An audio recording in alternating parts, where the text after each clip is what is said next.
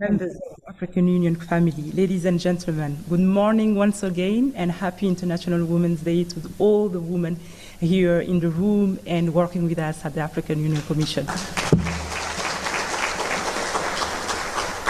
We will now proceed to the interactive dialogue segment under the theme Celebrating Our Voices, Our Work, Our Community. This discussion is intended to create a space for colleagues to share reflections, experiences, and ideas on. Hello. Yeah, hello. Good morning. Hey, good morning. No, Dr. Judith. We're still just up.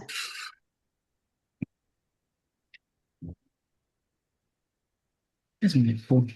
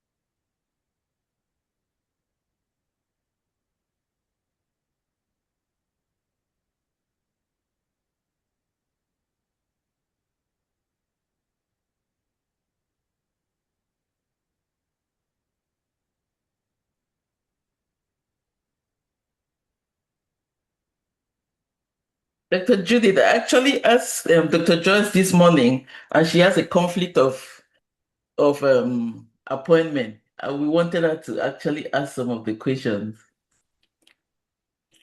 Oh, you're muted. I know, because I was supposed to be there too. Oh, I see. Okay, I see. So Yeah. So I think that is taking a lot of people since it's poetry. Mm-hmm. I literally didn't know how to speak myself. And I also, I mean, this is my book review, so I had to be here. Exactly. I'm in California, and I was thinking 11 o'clock was my time. So I literally just rushed up to the call right now. It's like, what? Thank you for the reminder 30 minutes ago. And I had a lot of stuff going on yesterday and today, which is the reason I wrote the book. My life is really unpredictable. I could be in the hospital 1 minute and I'll be uh, at work, and then I'll be running out of work. Yeah, so I'm here now, and my husband is taking care of everything else. Oh, wow. Hi, Rumbi. Good morning. Hi, Dr. Bill. Hi, Dr. Unoma. Good morning, Professor. Let's just wait a minute, like 3 minutes, and then we can just start. I have reminded a few of my people. I mean, I went on a whole group.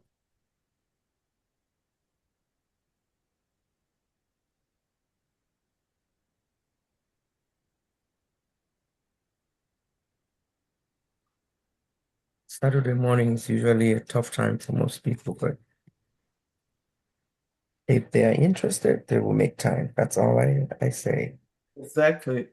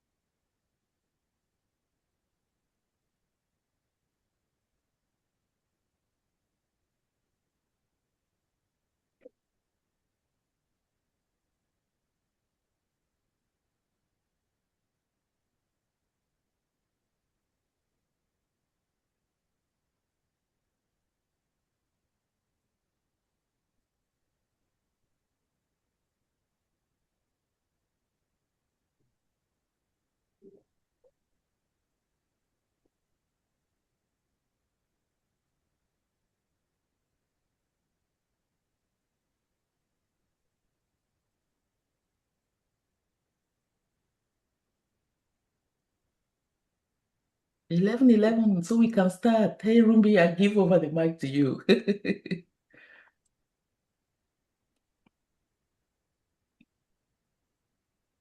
Hi, Rumbi. Hello, Dr. Anger. Hi, Wedding. I'm handing over the mic to you. We can just start since we'll be recording. I know people will come in late, but we should not just allow the circumstances to control us. Hello, everyone. Thank you, Dr. Judith. And before I go to Dr. Judith, I'd like to acknowledge the POA president here present, Dr. Bill.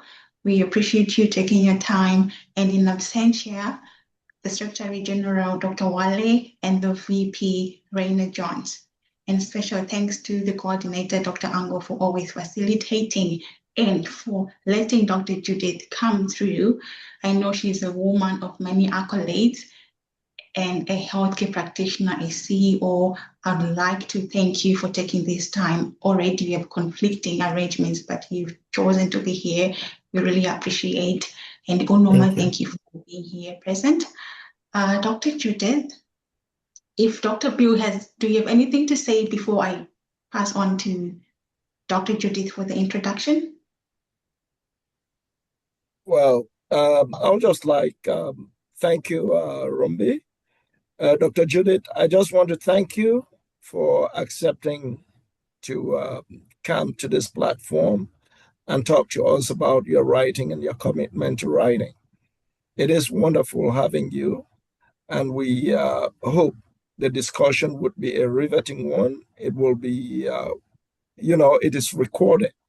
So those who will not be privy to hearing you live could still watch it later.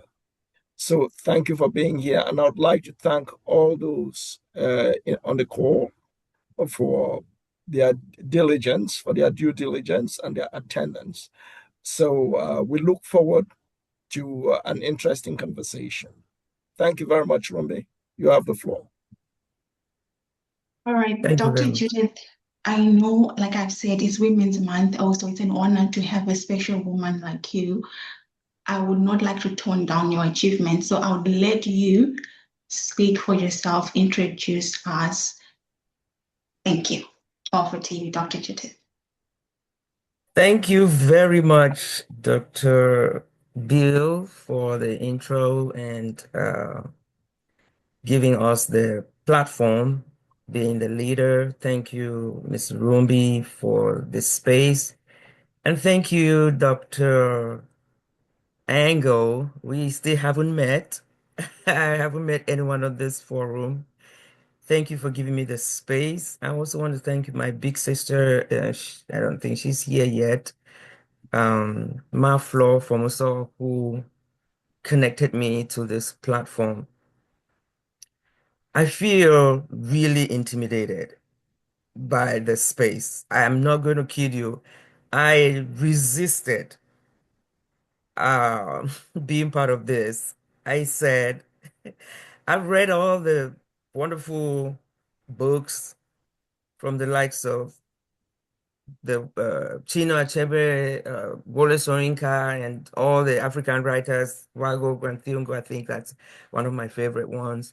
And I see the level of writing that's there. I was not a literature student either. I read books that my mother kept at home.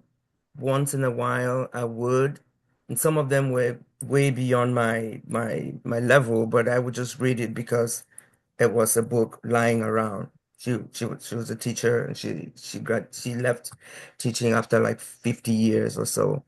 So trying to be in this space and put myself as a writer, it just made me feel less than part of the team. I wrote a book out of necessity. I wrote the book because there was a voice that was in me that needed to come out. I did not start off planning to write a book. It was the fact that everyone was not thinking that it was necessary. It was a taboo topic. It was a shame topic. It was something that people were guilty and felt responsible for their situation. And so I became someone to put it out there. So I am not a writer. Yes, I'm an author.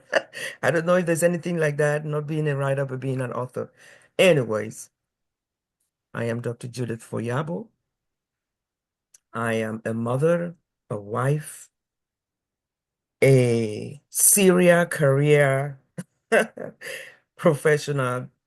I have been named career chameleon in the past because I changed my career based on what was happening and to mimic how the chameleon would change its skin color based on its environment. So whatever was happening, I'm learning. I'm changing my career. So I've moved through being an industrial microbiologist, living Nigeria where I studied. If that my Nigerians online know that you did a marvelous job. So I came to the United States in my mid 20s and went straight to NIH, got a job. That was my first job, and I was told I couldn't pass a background check because I was not a United States citizen. That was when everyone came to me. Who do you think you are? People come to the US and they go do menial jobs first, and you go straight. I said, I have the degrees and I have the qualifications. Why not? This is Women's Month. I digress. Just know your worth is winning already. So I didn't get that. So I went doing other things, cloning genes for vaccine development, making lipsticks. For those who know what Procter & Gamble is, I made lipsticks for Procter & Gamble, measuring points of paint to make lipsticks. Believe it or not, is real work. I did that. I worked in the pharmaceutical industry making control substance, the type you put on the back for epidural. So before COVID, I was wearing a what we call a spacesuit to get into the clean room, make sure there was no particles. So that's how I just moved around. And then when the dot-com came, I went full swing. I became a database administrator, 10 years counting. I got married to my amazing husband, and we had 2 children with special needs. My life turned around. I had so much help from the healthcare, nursing, and everything around that environment that I decided to be part of them. I said, it's time to go back, give back. It's time to be part of my children's life as well. So I became a nurse all the way, bachelor's to doctorate. I'm a nurse practitioner right now. And then my children couldn't be covered for a certain financial program that I wanted because they had pre-existing conditions. Then I became a financial professional, and that's me in a nutshell. That is just so much. You're such a powerhouse. Given, like, after reading your book, I'm thinking, how did she do it? How did she do it? It's amazing. You said you're a career chameleon, and you did it for your purpose, and it was worth it. And I'm proud to have read this book. And before I start with the actual questions, can you tell the audience or anyone who might listen later, in short, what this book is about? I know it's about the diagnosis, your children, financial foresight, but just give a tidbit of what this book is about for someone who has to read it. Resilience. I just use some words. Resilience, advocacy, strength, faith, and the ability to change and adapt. If you're a scientist, you're going to be, you call it malleable. When life gives you pain, you change it to purpose. My mission was really to make sure that a disability did not define my destiny. I wanted the world to know that it's possible to love deeply and prepare ahead of time and still be able to believe that God has you and will always have you no matter what. If you are looking for lessons, you would find in this book in every aspect of life, from parenting, caregiving, believe it or not, love and romance. I have a chapter So on my that husband. Yes. And just looking for a way, I say, look for the Jews in the junk. That's it's a nutshell of what this book is about. Oh, later on, I'll ask you to share the link for the Amazon if you have it ready. Otherwise, I can paste it later on. Okay. And it's unfortunate Dr. Joyce couldn't be here, but I know she played a part. You know, for over 10 years, she's trying to convince you, to encourage you to write. So can you explain what now made you actually write this book at that specific point? Yes, indeed. Resisting so much, like the issues you resisted for so long. So I did. why? More than 10 years, I resisted. The very first reason for resisting was the pain in remembering the things to put down, was the struggle between what should I say, who is going to benefit, and I felt like I needed time to bring something out of it before I could put it down. Dr. Joyce Ashantanta has been a very good friend for years.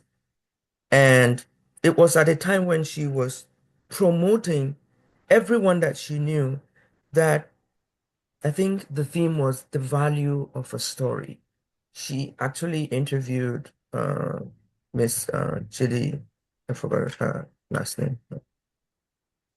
It just went off my head. But anyways, your story would go a long way, and that's what she encouraged me to do. I had a lot of cold shoulders. I saw a lot of children suffering. I saw a lot of family members. I saw a lot of friends and colleagues going through what I was doing. And during the time that I was going through what I was doing, I went through a process and I became something called a rescue angel. It told me a lot about what people were going through, about the diagnosis, without saying too much about how that worked. But at the time I decided this is about it, I started writing. It was when my daughter stayed in the hospital for 4 months and 17 days. That was in 2021, in the middle of the pandemic.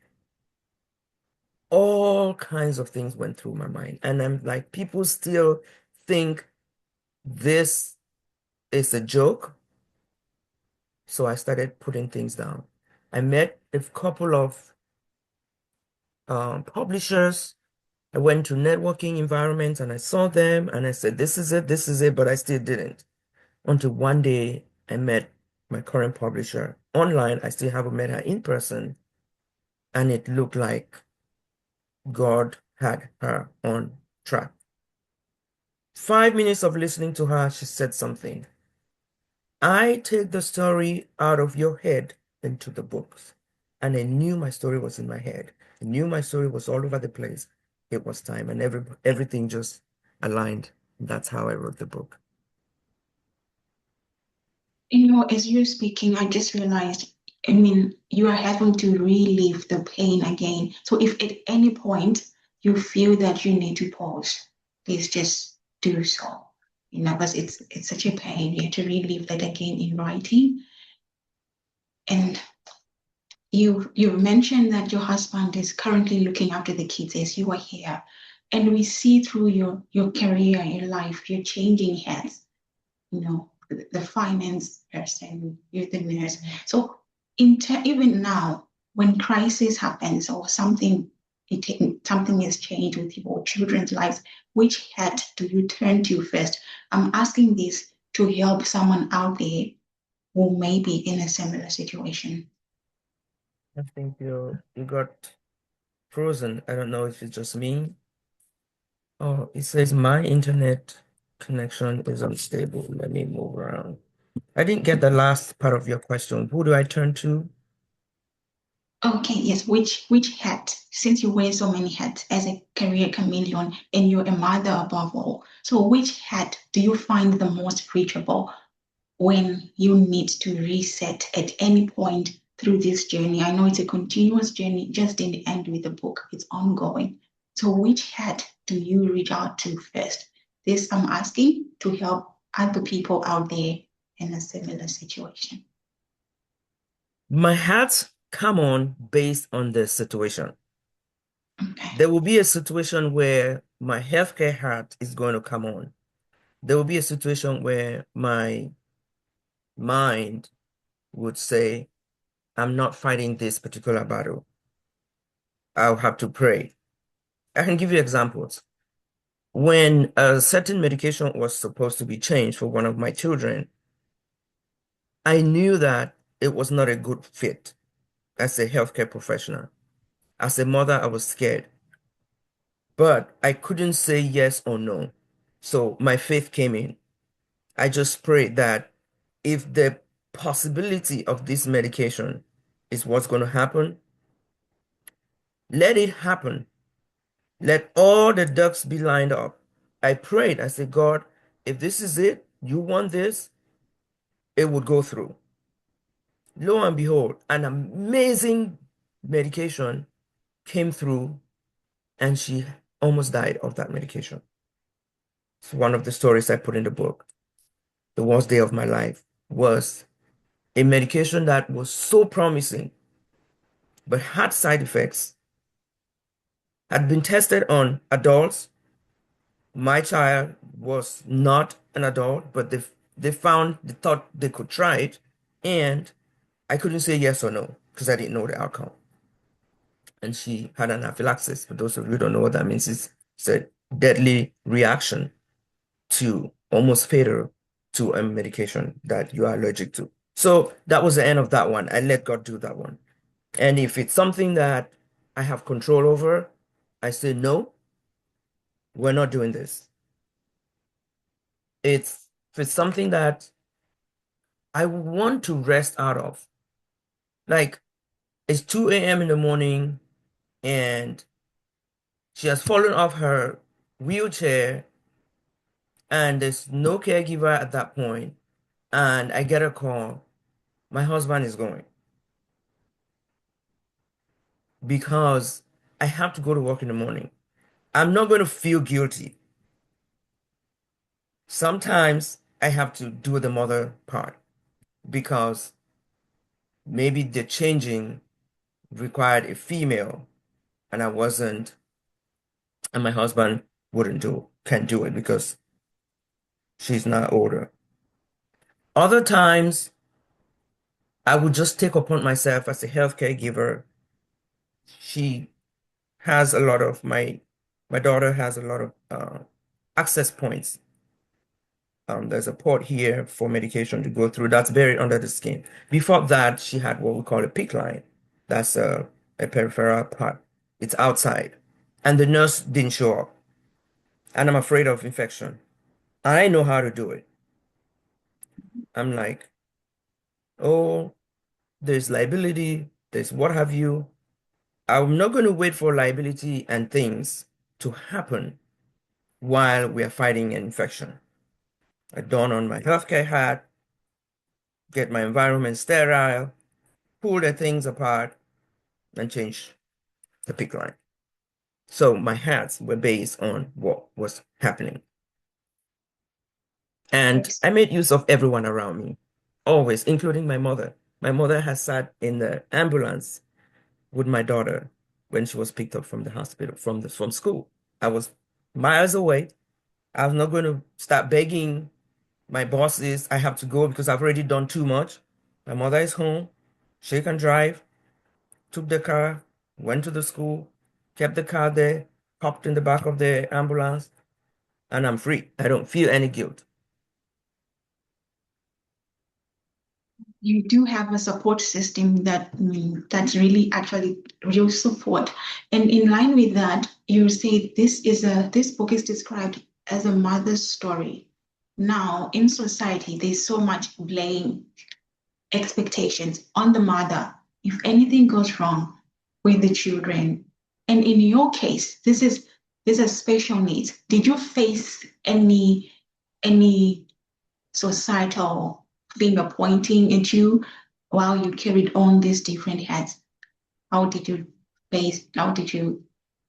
manage that if you face any criticism? I mean, being an African, most people will say, you are the problem, you are the issue, things are not going well, it's because of you, the mother. So how did you handle that, if any of that did happen? Oh, yes, many times. It doesn't even matter the institution. Even from healthcare, when they ask you a question, which is normal for them to say, oh, how long did you carry the child? Do you smoke? Do you drink? Some of those questions, as important as they are, depending on who is asking, you can tell that this person is already blaming you for something. Some things are institutionalized. If you're Black, chances are you're doing drugs, you're on the street, you're doing whatever. Nobody even cares what is written down. So they're going to emphasize that question so many times, and you're going to be like, why? And then there are people outside that would think you are responsible for whatever is happening based on your let's just say maybe your DNA. Maybe somebody knows that there are people in your family that have a certain type, or they are prone to certain things. They're going to imagine that maybe that's what it is, and then they're not going to be friends, not being just be friends, but they're not just going to introduce their fellow friends and family to you. That family has a defect. They won't say it to your face, but you can tell when it's happened. Then there are others that have no clue what's happening and they just roll their eyes. Your child is naughty, especially the children with autism. They have no physical disability. They're not blind. They're not walking on one foot. They're not crippled. They're just happy children, but with a very serious neurodevelopmental problem. So when they dart from one side to the other, someone is looking at that person and say, can she not put her kids together? Oh. She's running through the place. I carried my son on my back for over 4 years because I did not want anybody rolling their eyes at me, thinking that I was a bad mother, that I did not take care of my child. I did go to one of a place, a resource center, where when I was looking for help and I couldn't have help within my community. And I found this lady who created a card. The card says, my child has autism. My child is not behaving badly. Please give me grace or something. I carried that card with me everywhere I went. I didn't have to use it, maybe because I just didn't want it to happen, but I had it. So if you are looking for ways to help, that's one of the ways to help. Secondly, don't absorb that guilt, because you are keeping the guilt and not helping the child or anyone else. Talk to people, just say it out loud.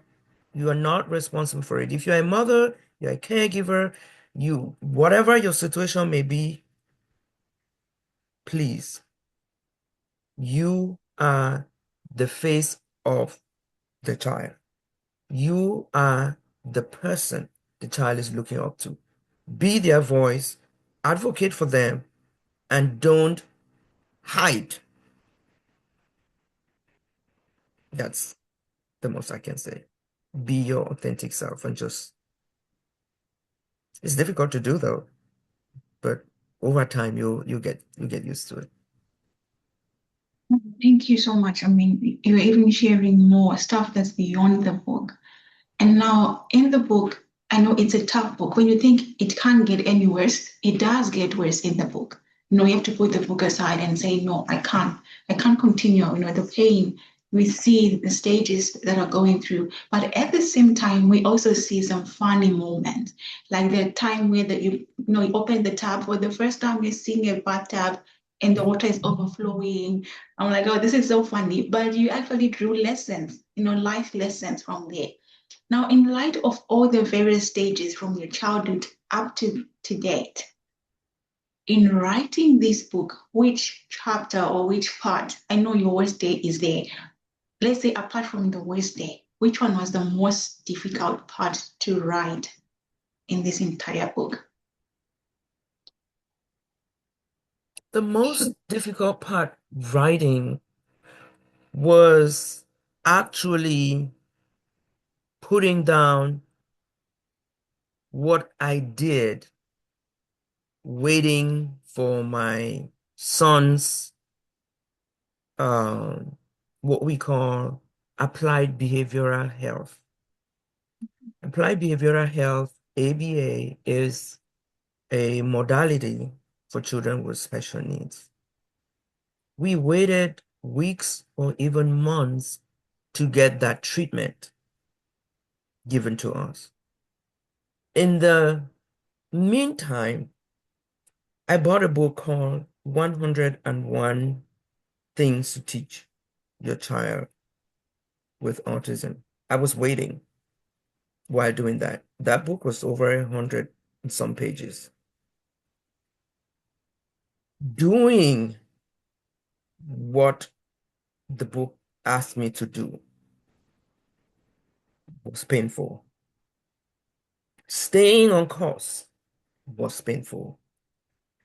And then trying to let my readers see what it means to teach a child for like 3 weeks to hold a bunch of grapes and use the pincer grip, meaning use the thumb and the finger to pluck one grape at a time and not grab it. It took every ounce of patience for me to do that. And every day in that book, the workbook said you cannot move to the next step till you haven't finished. So that was one of the most difficult things I went through.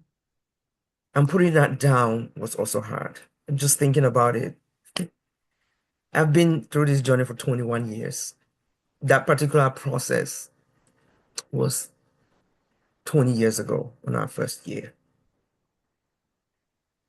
But hey, he's plucking grapes right now. Praise the Lord. Praise the Lord. When I read the part about the grapes, I tried to visualize what he couldn't do. And I'm like, you just, grapes, you just pick. So I went into the actual reality of the book. So you put everything so well. And kudos for that. And now you do mention your faith is central in this book. From childhood, we see you going to different schools, different households. And later in life, we see you saying, I'll quote, faith alone and faith with wisdom. Like it's part of a quote of what you say. So can you walk us through what this means in our day-to-day lives when faced with challenging news, like life-altering news? Faith alone and faith with wisdom. That really pulled me through. But it didn't pull me through in the beginning because I was staunch. I felt very powerful about my faith. And trying to use wisdom with your faith, it's not disregarding your faith. But in the beginning, I felt like if I didn't go with what I feel God is talking to me about right now, then I have betrayed my faith. So most people will start off like that. I believe that. Because when you think that your faith is going to carry you through, and then you are on day 1, day 2, day 3, or let's say year 1 and year 2. I'm no Job or anybody like that. I'm like, God, if this is how it is, knowing you, then maybe I'll take a back seat. I'm not afraid to say that. There were times when I just stopped praying and just like, whatever. But to answer your question, faith without wisdom is like God is also telling you that healing or management or the way forward is coming from this particular modality. Why are you putting it away? Why are you stopping?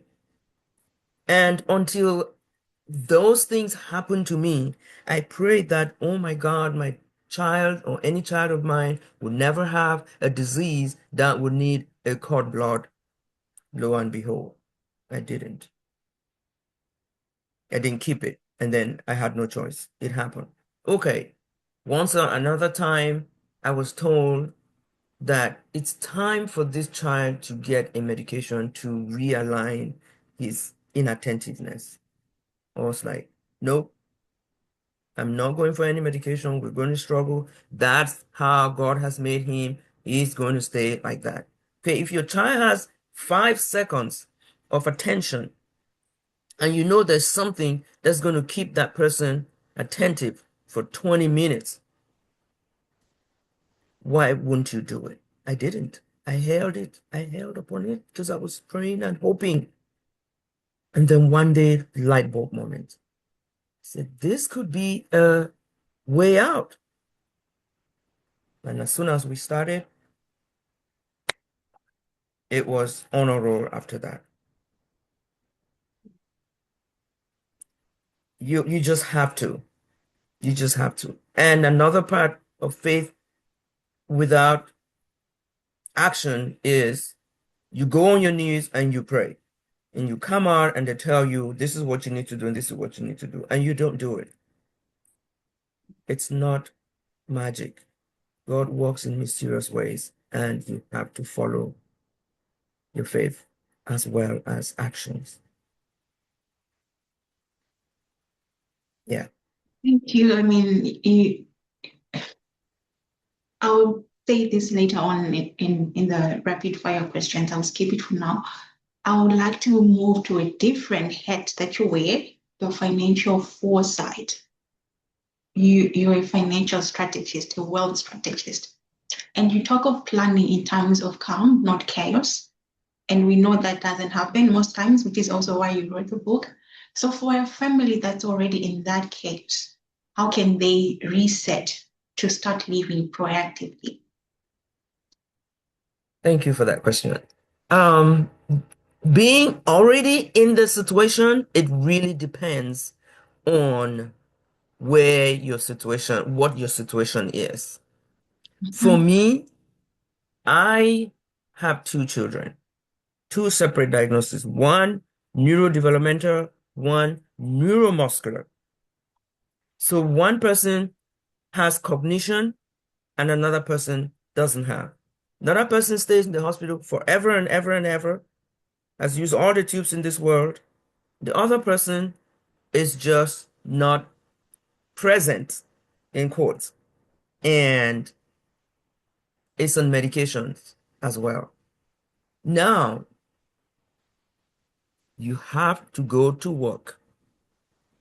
When you have disabilities or challenges, medical or mental, the bills still come in. And then there is the quiet question as a caregiver, as a mother. What will happen to my child when I'm no longer here? That's deep. That is one of the things that made me start looking. I went one time to a presentation. I don't know how it came about. And I was told that if you have, it was through caregiving resources. If you have a child with disability and you leave back an estate, that child will not be able to get disability from the country, from the government, from the state, even though the person is eligible. So you have to write down what you want for your child. You have to have a certain type of will and trust that covers the child as a beneficiary of your estate and still will benefit from whatever else the state, the government is going to give them. I had never known about that. So I started, know until awesome. yes, and I started digging. And I said I wanted my children to have protection. And I was told they had pre-existing conditions. So based on your situation,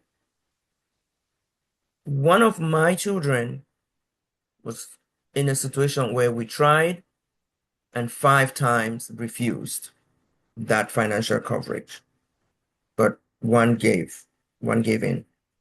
My daughter is in the 5 never to be covered. So when I say coverage, I'm talking about insurance coverage with living benefits, meaning you get a certain type of coverage that will help you if you get sick critically, if you get sick chronically, if you get sick, God forbid, a terminal disease. So every one of those things, doesn't matter the country, doesn't matter the part of the world, nobody is going to cover and say, hey, you have cancer, you have Alzheimer's, you have a neuromuscular disease. They know that your chances of staying alive is slim. So no one is going to look at you. So you are just out. So I had both cases where it wasn't bad enough, it was bad enough, and everyone said, go, go, go. But then one person said, we'll take it.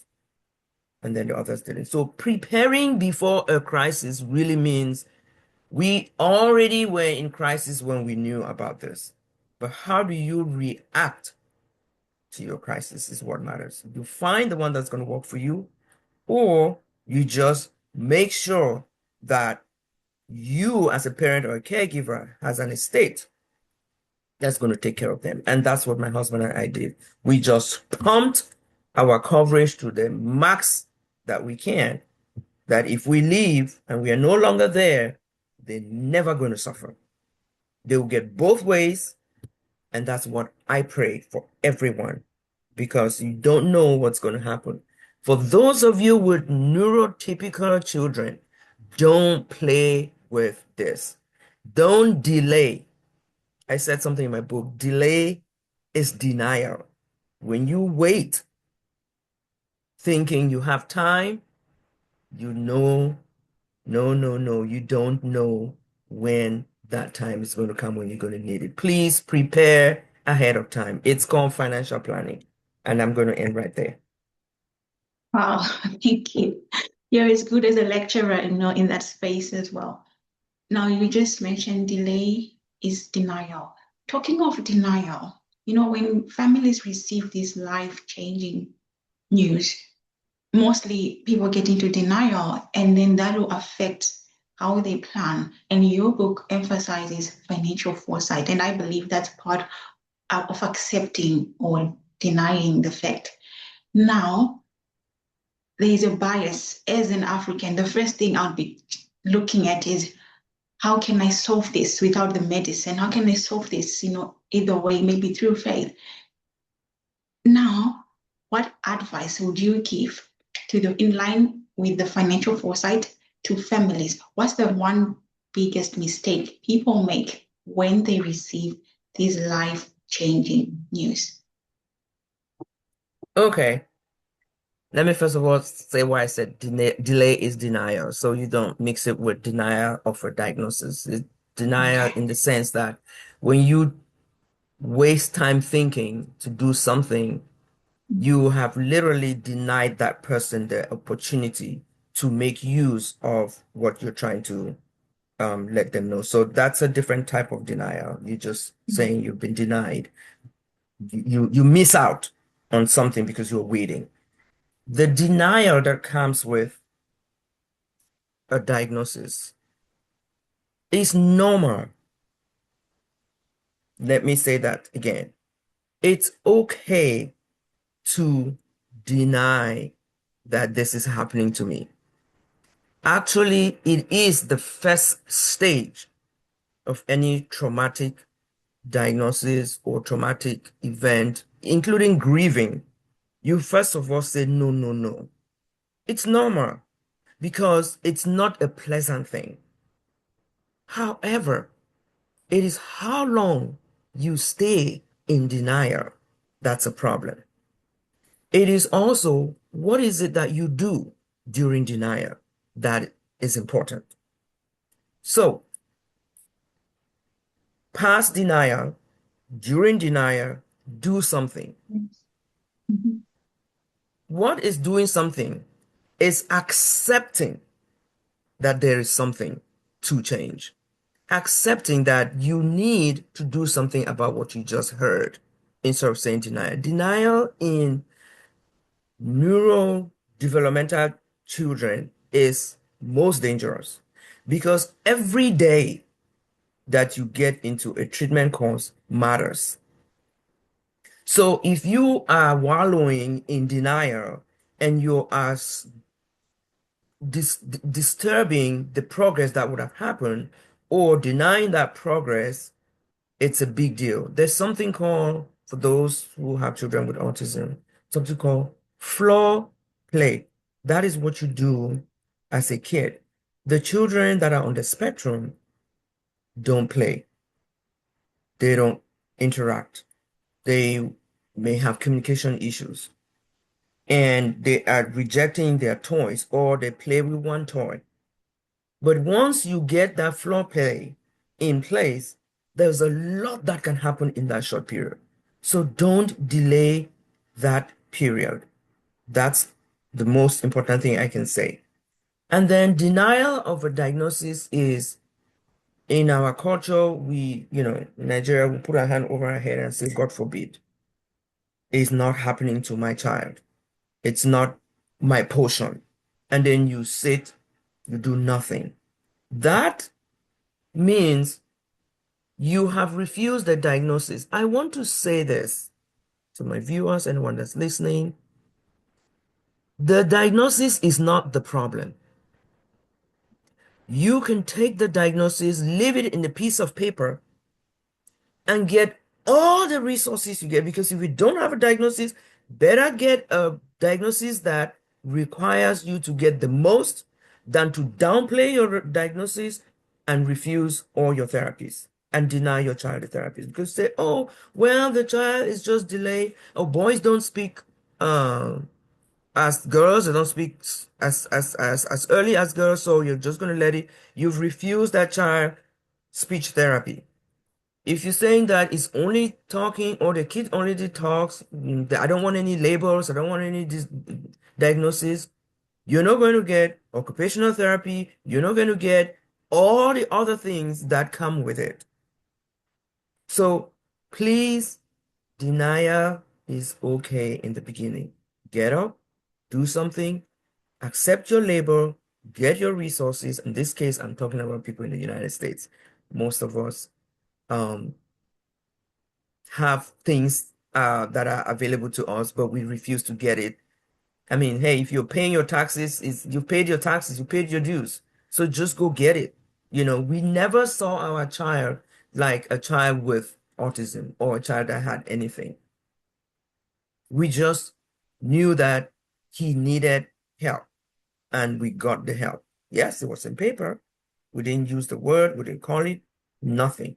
But when he was older and we still needed the services, We had to tell him, this is what it is. Today he's on campus, and April is his favorite month. He's going to have all his Instagram friends come support his favorite autism organization. Oh, I didn't do it. He was not even there when I was running on concrete for awareness. So you got it. I know that your son is doing so well. I hear, in the book you mentioned of his studies. It's amazing based on where he's come from and where he is at. That's really commendable. Now, the last question on this financial foresight issue.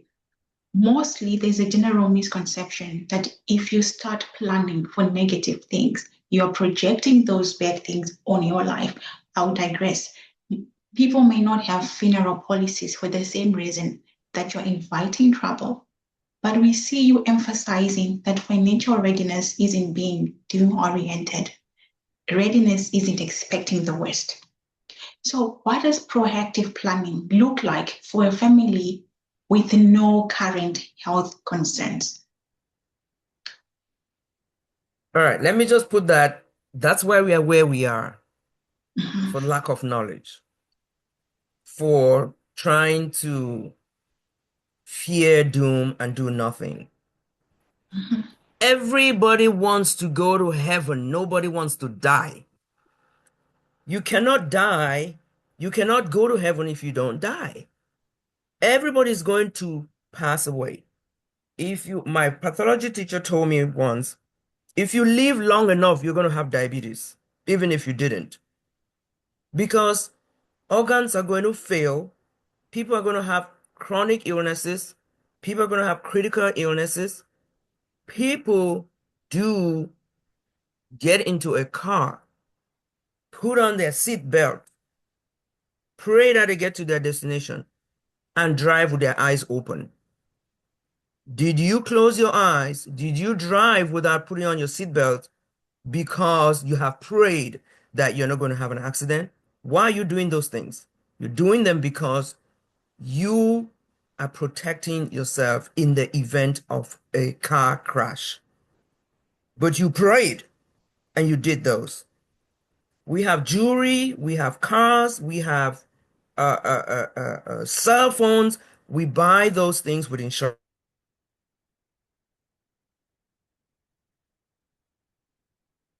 Earning a dollar, earning money, earning income, bringing you the life that you want.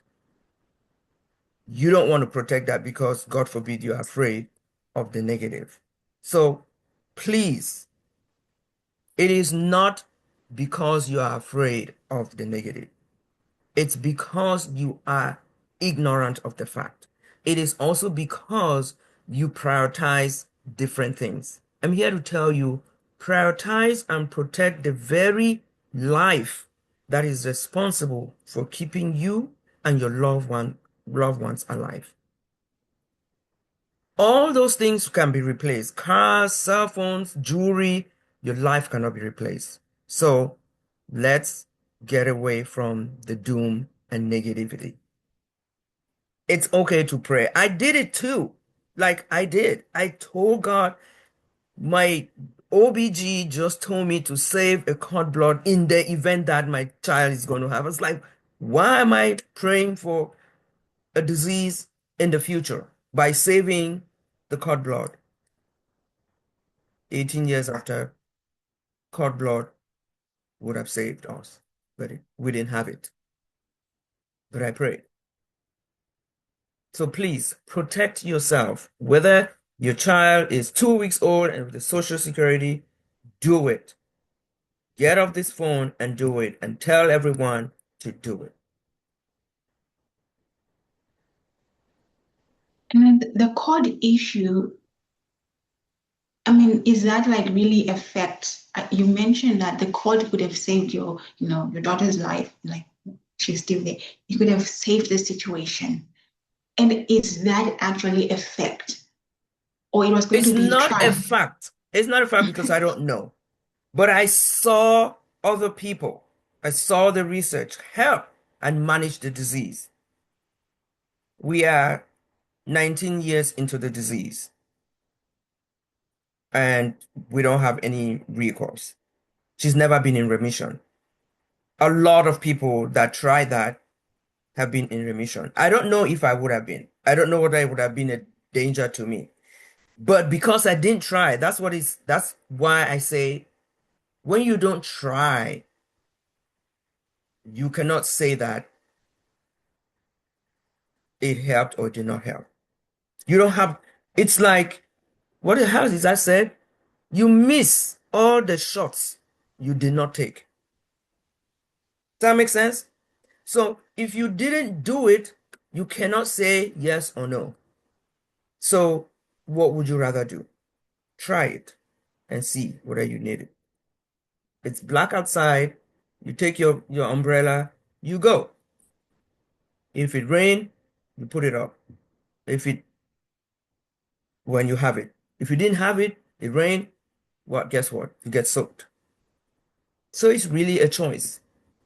I'm not a researcher in that domain, so I may have overstretched it, but I was trying to make an emphasis on what it means to prepare ahead of time. You have a shot.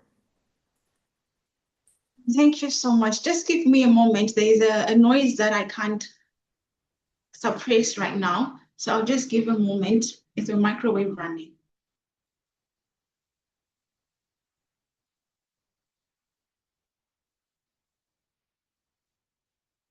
Okay. Okay.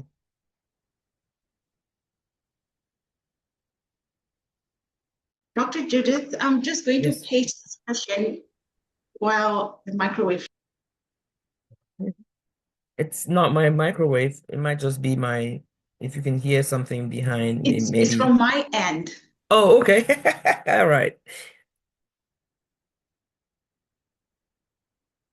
That's all right. I see my sisters online. Thank you for showing up. Thank you, darling, all the way from Switzerland. And Gwen, thank you. Ernestine, all the way from England. Ruth is my sister in Canada. Thank you for showing up.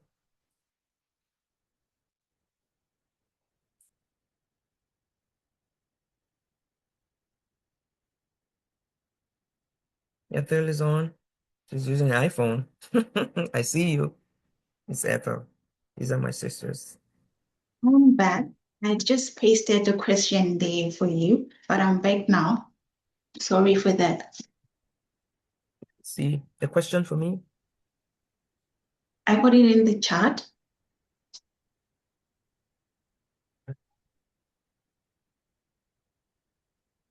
We see transforming from medicine to finance. How do you see the advice in your book filling a gap that current healthcare system ignores? Oh, okay, I get that. Like I said before, I wear many hats, and I frankly am not transitioning in any way. I still see patients right now. I saw 23 patients, and 3 of them called out. Yesterday, as I roll as a nurse practitioner, and I work in a mental health hospital as well. And I get to ask people, why are you here? And without doing any research, most of the reasons people have mental health problems is related to financial problems. And then there are also some medical problems that are related to stress over financial problems. So in my healthcare career, I have seen what lack of money or no money, what it does to people. My first 3 years as a nurse practitioner, 10 years ago, I worked at a homeless clinic.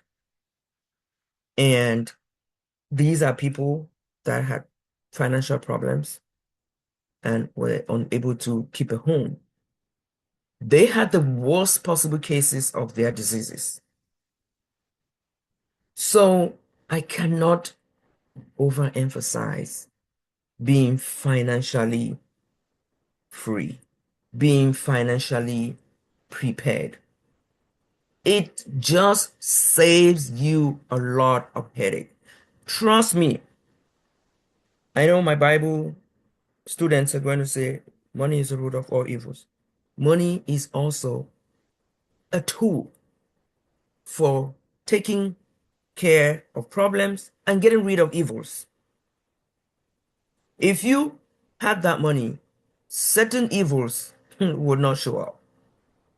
If you had that money, or just a plan for emergencies, a plan for what to do, something were to happen, not to react when the thing has happened. That's the meaning of planning before a crisis, planning before the storm. I say that in my book pretty often, because when you don't, you fall. You really fall. Your problems are compounded by the lack of money. It's funny that you can grow your money by compound interest, even if you're not making enough. You just need to remember to keep a little bit and it will grow over time. I hope that helps. It really does. I'm so tempted to ask you something before I move on to the key takeaways, but feel free not to answer this one if it's too personal. You mentioned about your husband before you married. You went to the shop to buy an apron, and you bought an apron, that's all. And I see that how that actually aligns to discipline and financial foresight. Can you just tell us a bit about that incident? And you're still together. And can you just tell us? It's in your book. It was important to put. Can you just share it? It was also funny, I didn't even know that it was one of the things that he put on his checklist for the person he was going to marry, or that this was my person. I was just telling a funny story of what had happened, because when my mom comes, my mom needs an apron to do housework. It's just the way she, British trained people just proper like that. So I didn't have an apron. So when she came, I had to go to the store to get an apron, and I just went, got the apron, and came back. And my husband was like, and my husband to be at the time, you just got the apron? I said, yeah, that's all I needed. And I got it and I came home. So sometimes we women, we go to the store, we're looking here, left, right, center. I just wasn't one of those. And that endeared him very much. So that's how that story was. So I don't have any, there's no qualms repeating it. I love it that he saw that in me. This book is so holistic in its approach. It's funny. It's sad, it's really sad. It's a sad book, but it's also a very enlightening and cheerful book, with those things that you throw in. It really great storytelling. Kudos again for that. Thank you. Now we're moving to the key takeaways before the rapid fire round. Then we do the questions and any comments from the audience. You mentioned the emphasis on foresight, but what's just the one thing that you hope a parent or caregiver can take away from your book? Maybe in a few words, just one thing. Rest. No. The word rest is underestimated. I talked about respite care. It's something that a parent, a mom, a caregiver, if you're a caregiver out there, if you do not rest, you don't last long enough for the person you want to be there for. Rest is my number one thing. And I made sure that I did a lot of that. I found ways to do it. Dr. Judith, if you're saying rest is important, yes, it is important, but with all the responsibilities, don't you feel guilty at some point, like that I'm resting or? Yes, you will feel guilty, but you have to tell yourself that you are resting so that you can be better. Okay. You must convince yourself for that rest. Like telling my husband, you go take care of business It's 2 a.m. I have to wake up at 5 a.m. There's no guilt. You have to come to a point where you learn to not be guilty. And you talk to your children, you talk to your loved one that you're giving the help for. Someone is going to come to take care of you so that I can go sleep. I'll be back refreshed, and then we can go to the park. We can go to that place that we plan to go to. It's an art. Rest, you have to learn how to rest. 2, you have to learn how to say no to certain things, and you also have to accept that you are doing it for the good of the person you love. There. That's tough, Really. but necessary. Now we're moving on to the rapid fire round. Just a few questions. What's the biggest myth about disability or chronic illness that you want this book to bust? Myth. Yes, or misconception.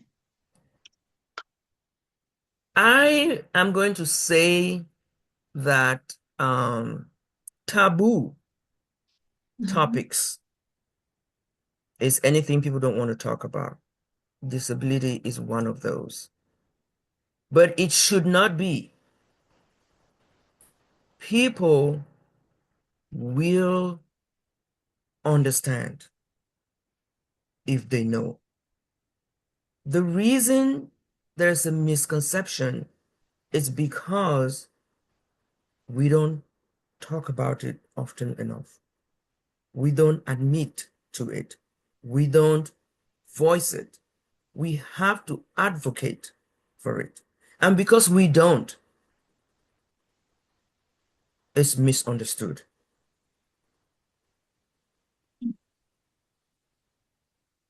In 3 words, what does mission beyond diagnosis mean to you? In 3 words. Or 4? Pain into purpose. That's my mission. That's my mission. Wow. Pain into purpose. Now, in one sentence, what's the biggest difference between surviving a diagnosis and thriving beyond it? Knowing that disability should not define your destiny. Do not allow whatever your situation, your circumstances, a challenge, a problem, in my situation, 2 diagnoses, whatever discomfort you have, let that not be how your history is written. Let that not be what would define who you are in future. Let that not rearrange your life to, whoa, it's me. Do not wallow in that process of your current situation to stop you from being the best possible self you can be. We are reaching the close. And before we get to the question, there's already a question in the chat. I would like to commend your generosity, your heart for giving. I see your daughter also, donating her hair. She also has her own issues, but she's thinking about the children under chemotherapy. I take it they took it from you because you were, teaching. They are seeing you do things, and we see you now. You have a foundation. So I would love if you could just talk more about the foundation for the orphan kids that you launched. I think it should be 2006, and how people listening can also be part of this, how they can partner or who benefits, if you can just share that. Because you mentioned that healing, you saw that if you are focusing also on other people, you feeling better. And that really got to me to say, this woman she's too strong, honestly. You're just too strong. Yes, found the Foundation for Orphaned, Abandoned, and Disabled African Children was born out of what was going on. Disabled children, I had 2 of those, and history has it that when people with those kinds of disabilities were found in their communities, people would find something to say about them, shame from the gods, or maybe problem children, or banje, whatever else they call those children, and hide them. We were not going to let them stay in the dark. My sisters and I came together to start this project, and while they went into the field, I was doing the paperwork, the background work, because I couldn't go all the time. And today we have a lot of people supporting us in the background. We don't even do fundraisers anymore because people don't really care about money per se, but one of my sisters worked for Johns Hopkins Hospital, and they have not stopped giving baby formulas to orphans back home, shoe boxes from our church members, and backpacks, and just teddy bears with love. That goes a long way. Doing things like that just preoccupies my mind, so I don't carry my own stress. Because when you go into the hospitals, you're going to see people that don't have legs, the people that can't see, the people that are going through all kinds of things. So why think that, oh, I have too much on my hand, when you can help other people? Helping others, like I said, really healed me, and I still do it to today. There's so many things I put my hands into, and people are like, how come you go to places 3 times in a day? Because I just feel one would mean come back home for the 2/3 of the time and be worrying about my own problems. It just helps. Thank you.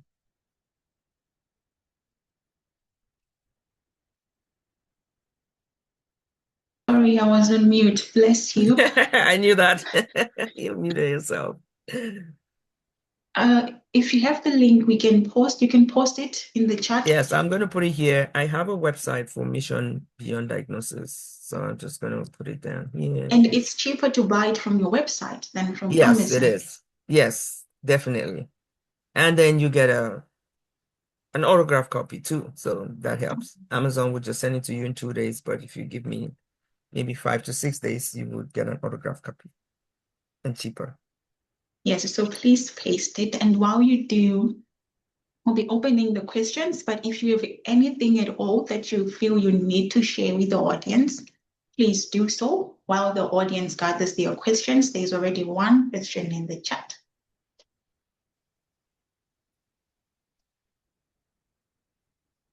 I'm trying to, I hope that works.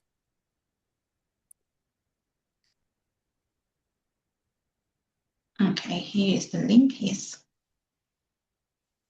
Yes, that's the link. And let me look at the questions.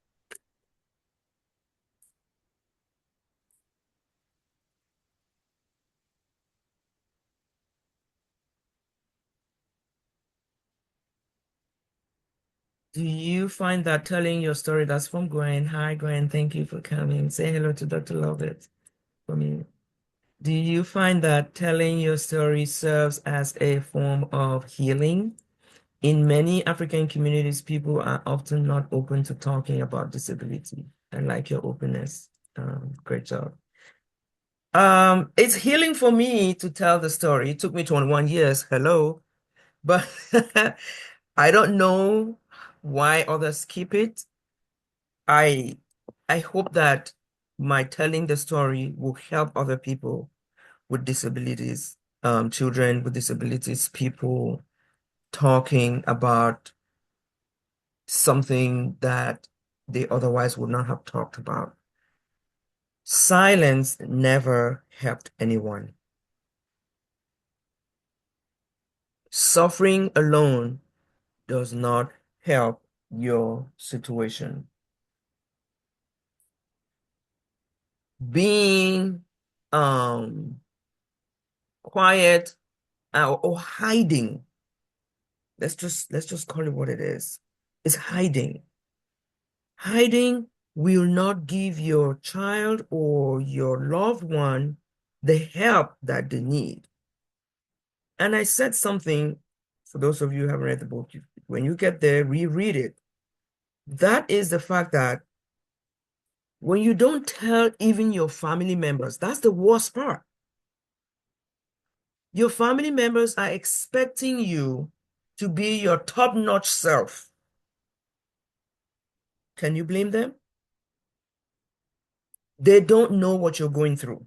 That's the first thing.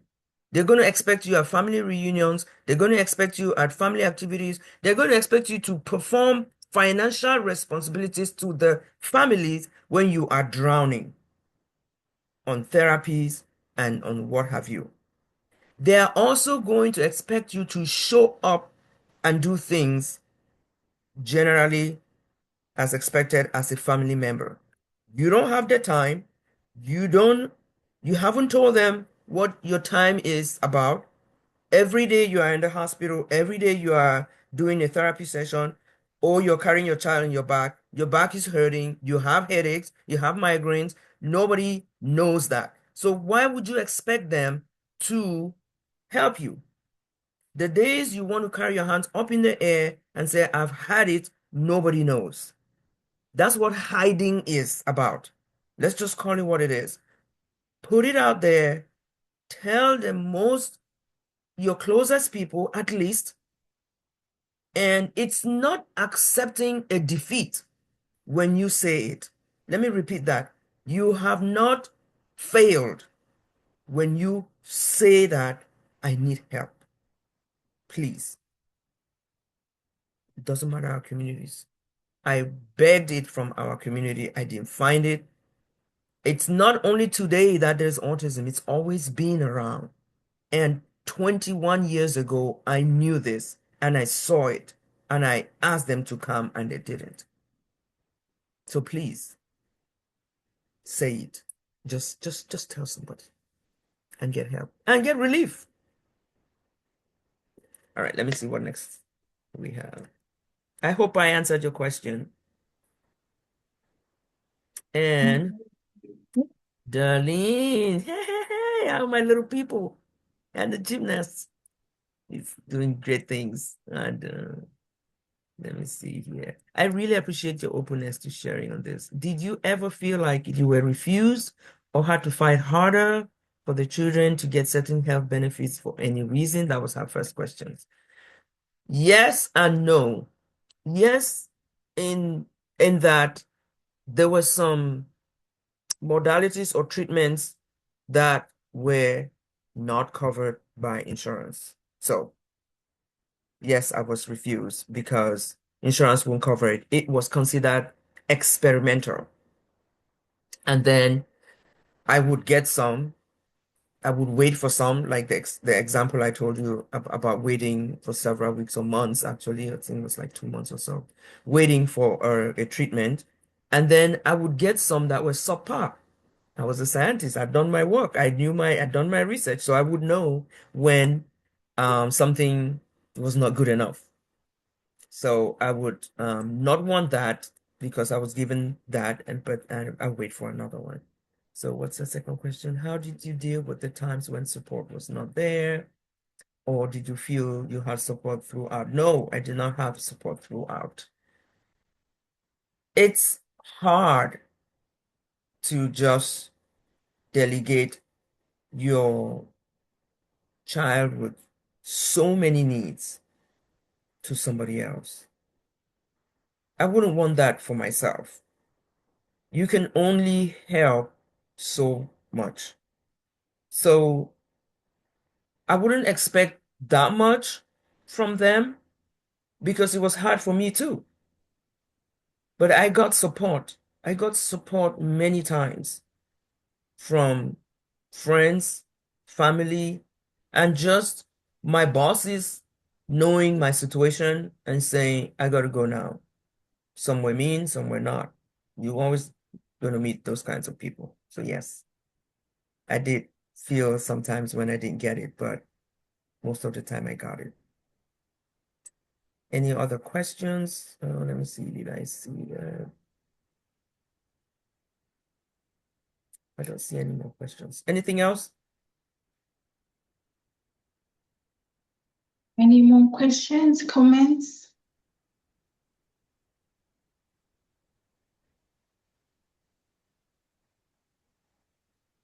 Thinking of support, I remember the part where like later on in life, one of your friends, or if it was a friend who later comes to say, your daughter, I saw your daughter, dancing, or was it something about this? But no, she's the one who wanted to do the schooling of the dancing, and she's saying your daughter inspired her. She's like, this is a testimony. I can't believe this is happening. And she's saying she feels so inspired, she feels so encouraged. Yet you have a situation where someone told you something that was off, and then you said you haven't spoken since that time. I don't know if you managed to mend the relations.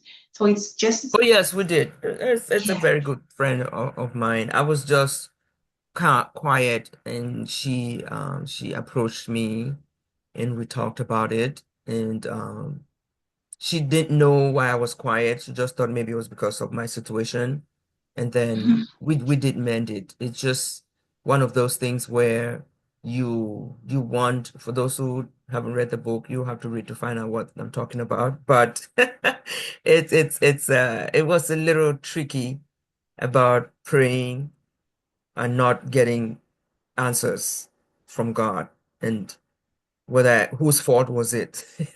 That was the issue there. And then on the other hand, I still got someone who was inspired by the situation that my daughter was in and was still able to dance and do the things that she liked doing. That's awesome. Oh, Dr. Judith, we have Yes. 30 more minutes to spare, but I will just open again. If anyone wants to comment or to ask, or if you have anything that you would like to say before I hand over to Dr. Angel. Anyone free to say anything, that's fine. And if not, I can just end with the following words, that there's wisdom waiting inside anyone. There's wisdom waiting in your wounds or in your pain. There is also a purpose for you rising out of that pain. Because sometimes the very thing, the journey that threatens to break you down, that's the journey that becomes your life's purpose. And for me, that is the mission beyond diagnosis. Miss you so much. Thank you. Thank you so much, Dr. Judith, and everyone who gave their time to be with us this moment. I know it's a weekend. People can watch on YouTube later on. And Professor Bill, Dr. Ango, over to you. Okay, thank you so much, Dr. Judy. What's happening with my picture? Thank you. Thank you. I appreciate Thank you you. for You know, everything. I admire you so much. The courage just to put it down because it stays. That's your legacy. Like 100 years from now, somebody will read it and know your pain and know how you were ticking and stuff like that. I know it's not extensive. You did not put everything inside the Oh things no. you wanted to. And There is one thing about sharing, because you deal with the positive side of getting your support, but there's also another side that threatens your vulnerability. Even family members, they still whisper. So we can try to ignore it there as much as we can, but that is a very bold step, a really bold step. Let me say Oh, it, because yes. when we try to share, we do everything, we still get into the friendship level. They still turn their mouth and hold it small and see the things they still want to say. And that's life for us. I really thank you and I applaud your courage. And I pray that you will still have the courage to keep on teaching us, enlightening us, because maybe some of us do not even see some of the details you've given us today. And we will continue to see it. We do not need to be experts or the writer gurus. What you did there is something big for me, as I would say. Thank So you. thank you Thank so you, much. Dr. Engel. I can't wait to Mm. meet you. Thank you so much. Yeah, this was great. I pray many people have the chance to really attend such. So just to hear people from where they are coming from. Thank you. Let me give it back to Dr. Bill. Thank you for being here. All right. Dr. Foyabo, Yes, sir. let me I'm just start grateful. by saying thank you very much for Thank this you, sir. very inspiring story. I am really, really moved beyond measure, because I have always said, if we don't tell our stories, others will tell the stories for us. And the courage with which I've braved to tell the story, of pain. Pain is not something many people like to talk about. But I also understand as a writer that pain is like that sharpener, that thing that sharpens the pen finally in a way that the story comes out. And you've done just that. And I think many who would watch this video recording, those who listen to you, that they would understand that there is no shame in pain. There is always gain in pain. And you have made it something really gainful, not just for yourself, because by telling the story you've told, it is giving others the opportunity to be able to make sense of what they might think is the worst situation. And talking of this, it reminds me of a saying that kept torturing me when I was a kid. When I always came as a young kid in faced with challenges, I'll just tell myself, you've got to make the best out of the worst situation. And what you've done here is a palpable and practical example of a situation that for others would be like God dealt them a hand in a card game that they cannot play, but you have played it so well. And I am going to learn and take from the pages of your book how to play that game. I thank you for coming, and you. I look forward to reading the book from start to end. You have a blessed and wonderful day. Thank you, Dr. Bill. Cheers. Thank you, Rumbi. You are an amazing moderator. I need a copy of this. I It's one of know. the most in-depth review of my book. You read every line. You did. It did, It because shows. the way Thank you you for do the everyone coming reviews. on. I'm amazed. Cheers. Thank you. Wow. Thank you so much, everyone. Thank you so much. Cheers.